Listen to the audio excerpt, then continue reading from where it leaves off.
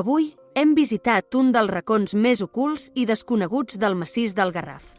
El barranc del Sot de l'Infern és una activitat per a col·leccionistes de veritat, només indicada per qui entén que, de tant en tant, patir una mica també forma part de l'aventura.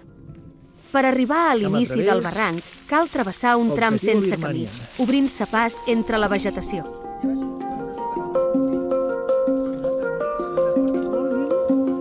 Res, un parabol que aguanta el malló. I la vaga, pues, fa que hi hagi 2 punts. Espera, que faré una foto.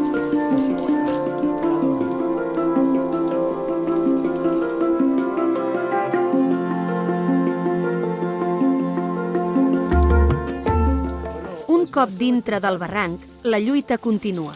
En alguns trams, el Sot de l'Infern està ocupat per una autèntica selva.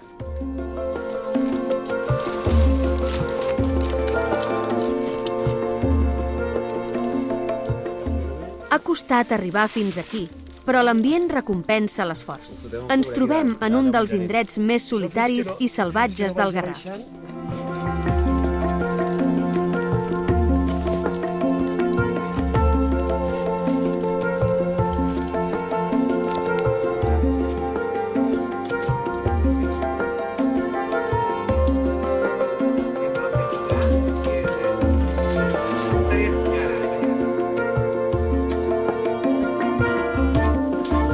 Eso, jabalinero también mola.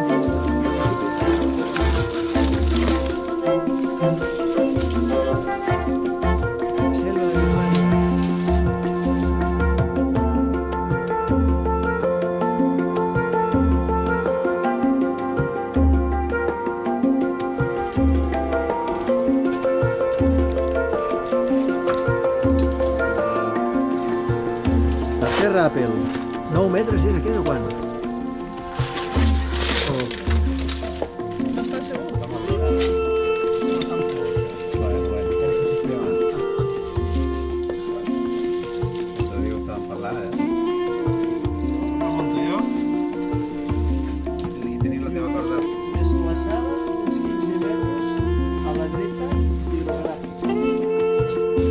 Espera, espera.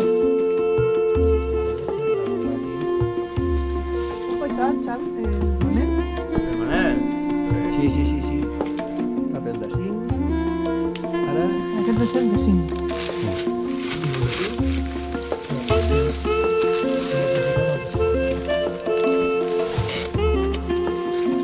He gravat una mica, però... Aquí sí que fotrem un, va.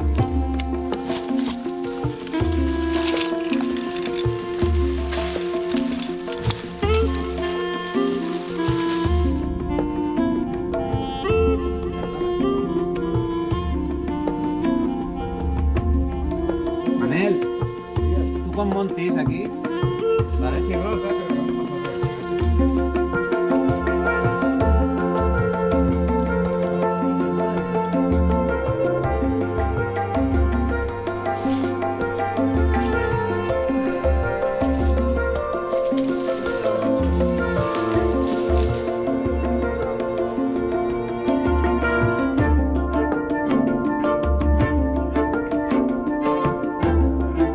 No.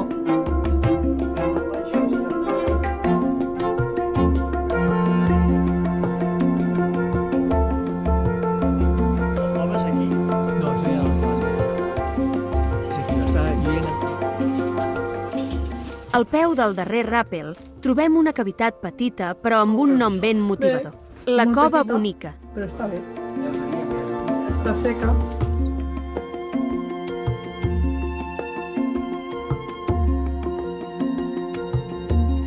Va, que calia, sí. Sí, si no, segueix un roce i jo que t'hi cagues.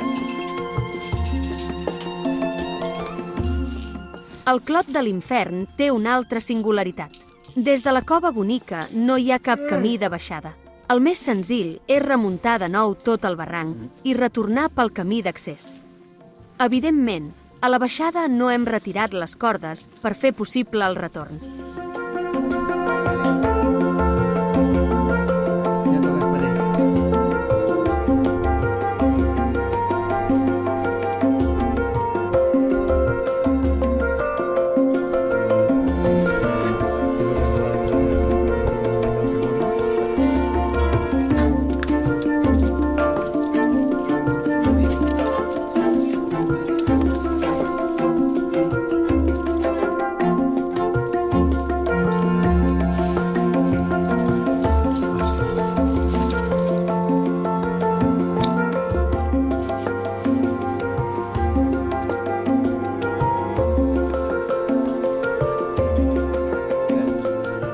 estat complicat i exigent, però aquest racó tan solitari i salvatge del Garraf ens recorda que, de vegades, les petites aventures poden ser les més grans.